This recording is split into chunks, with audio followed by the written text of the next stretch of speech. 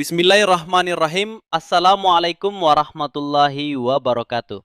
Alhamdulillah, segala puji bagi Allah yang masih memberi kita nikmat iman, Islam, dan persaudaraan dalam satu rumah besar bernama Indonesia. Salam hangat dari saya, orang pinggiran, suara kecil dari akar rumput, tapi insya Allah tetap setia menjaga keutuhan negeri ini.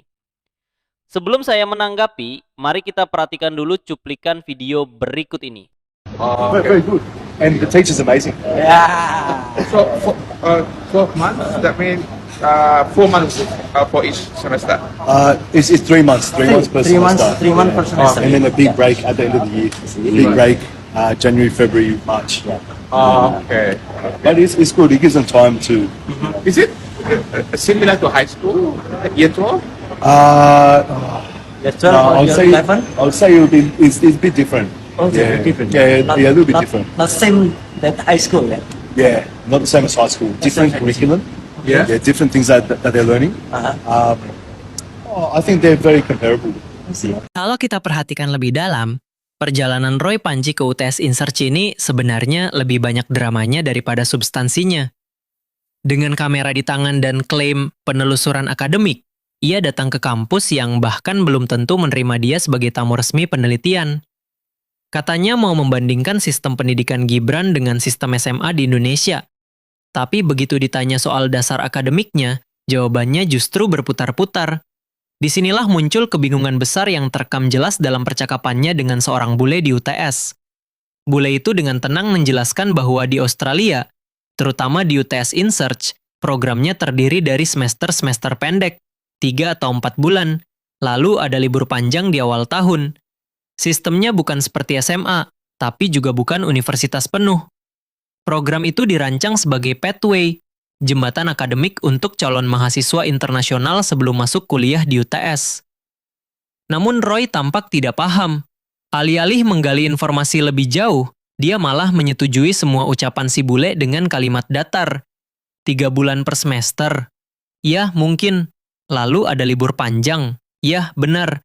Sampai akhirnya dia menyimpulkan sendiri bahwa sistem di sana tidak sama dengan SMA. Padahal dari penjelasan bule, yang dimaksud justru adalah tahap pra-universitas yang di atas level SMA.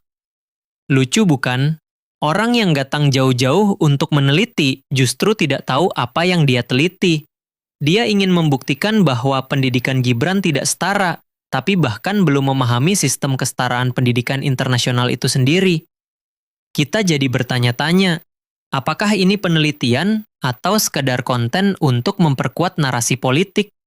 Karena kalau tujuannya akademis, mestinya dia membawa data, membandingkan kurikulum, atau mewawancarai pihak resmi dari UTS InSearch, bukan sekedar ngobrol santai dengan bule yang kebetulan lewat, lalu menganggapnya sebagai temuan lapangan.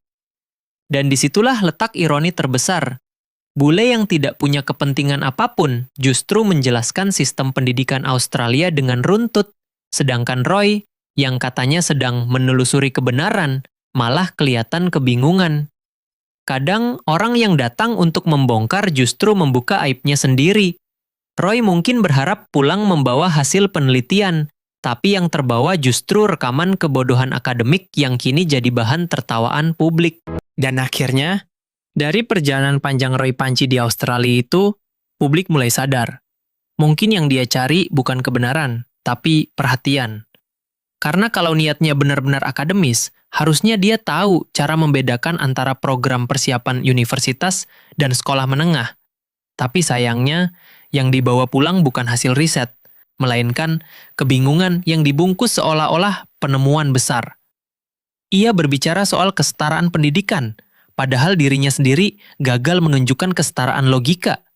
Bule yang diwawancarai menjawab dengan data dan pengalaman, sementara Roy hanya menimpali dengan tebak-tebakan. Lucunya, dari ekspresi si bule saja sudah kelihatan bingung. Ini orang sebenarnya mau nanya apa sih? Dan di titik itu, semuanya terbongkar. Roy datang jauh-jauh ke Australia, membayar tiket, mengatur kamera, menyiapkan naskah, hanya untuk menelanjangi ketidaktahuannya sendiri. Dia ingin membuktikan bahwa Gibran tak pantas, tapi justru membuktikan bahwa dirinya yang belum pantas berbicara soal akademik. Begitulah jadinya kalau obsesi politik menutupi nalar. Yang dicari bukan kebenaran, tapi pembenaran. Dan ketika kenyataan tak sesuai harapan, muncullah berbagai narasi palsu, teori konspirasi, dan klaim hasil penelitian yang bahkan tak lulus logika dasar. Sebagai rakyat kecil, saya hanya bisa bilang, kalau memang niatnya meneliti, belajarlah dulu cara meneliti. Karena di dunia akademik, yang dibutuhkan bukan kamera dan sensasi, tapi pengetahuan dan kejujuran. Tanpa itu, perjalanan sejauh apapun cuma akan berakhir jadi tontonan lucu.